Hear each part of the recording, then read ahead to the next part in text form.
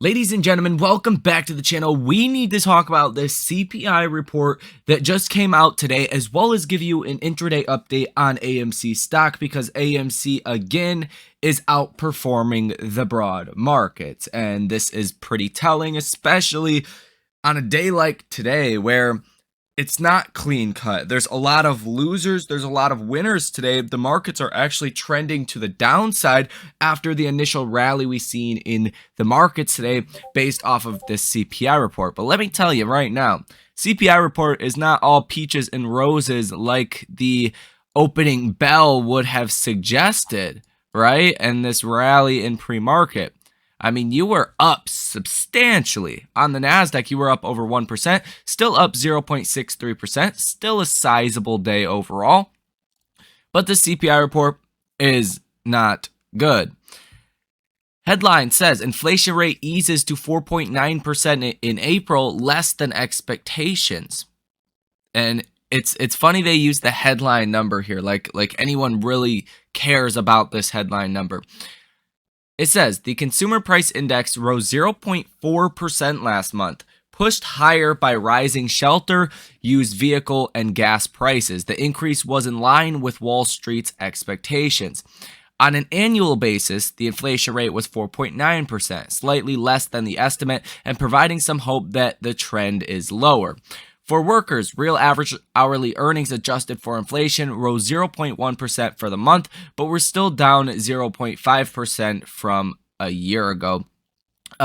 Now, the thing that really has people a little bit more excited today, why you're not down that much today, right? And the S&P is back and forth between red and green. But what people really liked today was services x housing. That actually did come down more than what people expected. And that is a component of core CPI. Now, core CPI as a whole is really the negative part of this report. It says, excluding volatile food and energy categories, core CPI rose 0.4% monthly and 5.5% from a year ago, both in line with expectations. But, this is in line with expectations. But a 0.4% month-over-month gain times 12 is 4.8%. Sure, it could have came in at 0.5%. And you times that by 12, that's 6% inflation. So you're right in between 4.8% inflation and 6% inflation. Not a really good thing. A lot of people wanted to see 0.3% on the core number, and that is 3.6%. That's a little bit more manageable with a 2% inflation target, not 0.4% month after month. This is 2 months in a row you have seen the 0.4% reading, guys. So not necessarily a great thing coming out from CPI today, but not as bad as what it could have been. And that has been the big story of 2023. Bad GDP numbers, right? Bad CPI numbers, bad employment numbers. Everyone says, well, it could have been worse. I guess it could always be worse. So there you have that. Now, I think more importantly than this, the biggest conclusion you can draw from CPI is inflation is still a problem. The Fed's not going to pause. Well, they might pause, actually, just depending how this debt ceiling situation goes, or potentially even could cut if the debt ceiling does not get raised, or if we get close to a credit downgrade. The Fed could certainly cut, but that would cause the markets to fall as well. The Fed cutting rates because of a black swan event or something very bad happening, not a good thing. And it looks like it's going to take a lot longer than what people were hoping for to get inflation down. Now, on that topic, the debt ceiling, this is one of the most fascinating things that we have dealt with over the last couple of years together, because the debt ceiling is really just political, right? It's about paying for things that have already been approved, that have already been, they're already supposed to be getting spent, right? So this is not like new money. It's not like the budget. This is existing capital that has been allocated to different places. Republicans, Democrats, they can't agree on anything. And the X day of June 1st looks closer than ever, but it's not actually a default necessarily that has caused the markets to fall in history. It's actually just a credit downgrade, kind of like your credit score. If it were to drop from like 700 to 650, has some implications for you, especially if you're trying to, go get a loan, get a mortgage, or whatever the case is. It can be important. Now, we've never defaulted on our debt, so we don't know exactly what that would look like. Most certainly would cause a recession fairly quickly, and not to mention the impact on the United States dollar being the world's reserve currency. That would also have some implications for that. But it's just a credit downgrade. The last time the U.S. had its credit downgraded, you fell 6.5% on the S&P 500 that day and continued to fall about 22% total. So it was a very big event last time around. And the closer we get, as these days do start to inch closer to June 1st, that risk of a credit downgrade becomes more likely. And if you were to get one of those, it would be all hell breaking loose in the markets. Not even necessarily a default. Just get your credit downgraded.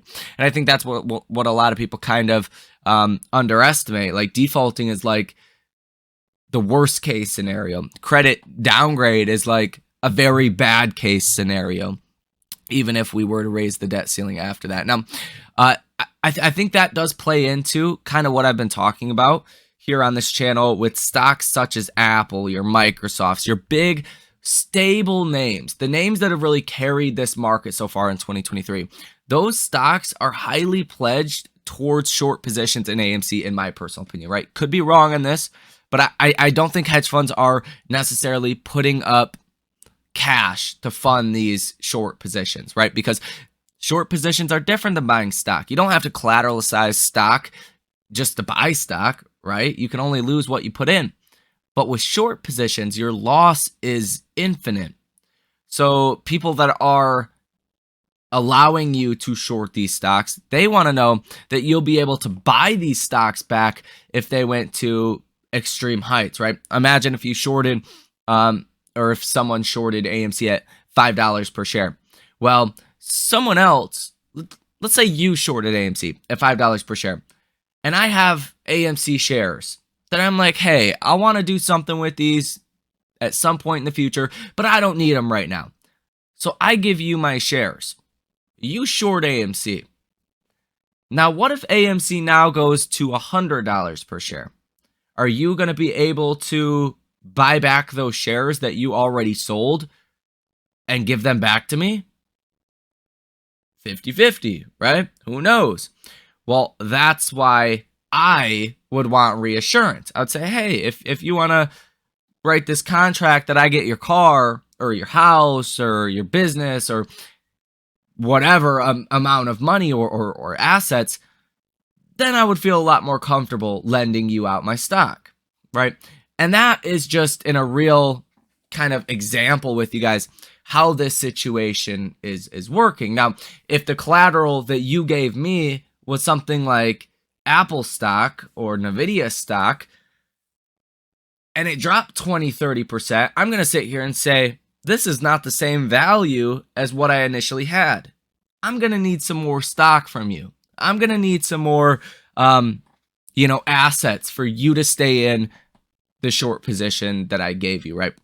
And obviously it doesn't work like this exactly, but that's the premise of it. So do keep that in mind as we do head into more volatile times in this market. The more some of these big tech stocks, just your largest companies in the world, the more those fall, the more pressure you can see on hedge funds to get out of those short positions. Nonetheless, if we go ahead and take a look at the Ortex data for the day, 24.76% short, 79% estimated short interest of free float, 128 million shares that are currently sold short.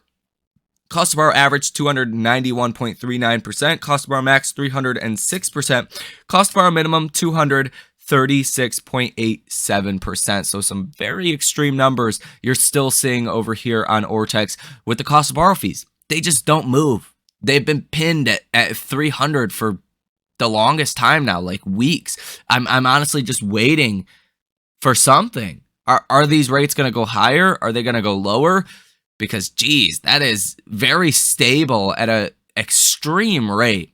Like, if this was stable at 5 or 10%, okay, that makes sense. You're stable in the 300% ranges. That is showing you there's a lot of risk right now, to be sure, in AMC. Now, if we go ahead and take a look at the option activity for the day, you've seen 11 orders totaling $2.26 million, positive order value of 33%. So a little bit more on the positive side, which is actually quite surprising to see for this Friday. You got a total open interest on the call side at 47%, open interest at the put side at 53%, but volume on the day for the calls is 70.61%. So more than, almost a 2-to-1 ratio for the volume. On the put side, the volume is 29.39%. So again, basically a 2-to-1 ratio of for every 2 calls being placed for AMC today, or bought for AMC, I should say, there's 1 put being bought for AMC, which is pretty atypical of what we typically do get. Now, with all of that being said, guys, you're going to have a few earnings here in after hours, such as Walt Disney, the Trade Desk, Unity, Allegro. I struggled to say this last time. Allegro, Jinko, Bioworks, Beyond Meat, Catalyst, Robinhood, Nutrien, and Magnite. Obviously, Walt Disney and the Trade Desk are going to be the big ones. I think Beyond Meat and Robinhood, as well as even Unity, could move pretty big, though, and could make for interesting trades. If you guys want to come trade with me live in real time every time I make a trade, link down below in the description of this video for that. We would love to have you over there. But there you have that. We talked about CPI. Now, what are we going to have for tomorrow? So tomorrow, you're going to get PPI month over month. Last month, this came in at negative 0.5%. You're expecting a 0.1% increase. So going from negative to positive, not necessarily a good thing. This is the producer price index. So it's kind of like the producer price inflation, right? Which is more so connected to PCE. And PCE is the Fed's preferred measure of inflation. So if this comes in hotter than expected, well, that could mean inflation is going to pick up from here, right? If producer prices go up, and especially in this market, these producers like a Procter and Gamble or McDonald's, well, McDonald's a little bit, but some of these other companies, they're not going to take the margin hit if their products and services start to go up, their actual manufacturing costs. So that's going to be big for tomorrow. You're going to have initial jobless claims for the week of May 6th as well. You're expecting 245,000. Continuing jobless claims expecting 1.82 million. And that's pretty much it. You do have some bond auctions, though, tomorrow morning. A 2-month bond auction, a 1-month bond auction, a 30-year bond auction, and that is going to be it. And actually, believe it or not, with the potential default that could be on the near-term horizon, these bond auctions will be more important because on one hand, why would you buy the instrument that's going to default if we were to go into, a potential default? These 1 to 2 month bonds, they would be the ones to default. So in theory, that wouldn't be good. But at the same time, if these bonds defaulted, well, everything else, stocks are going to be going to shit, right? Like everything would be going to shit pretty much instantaneously. You probably watch the S&P drop 50% at least. I mean, what better alternative would there be than government bonds? At least eventually you'll get paid, right?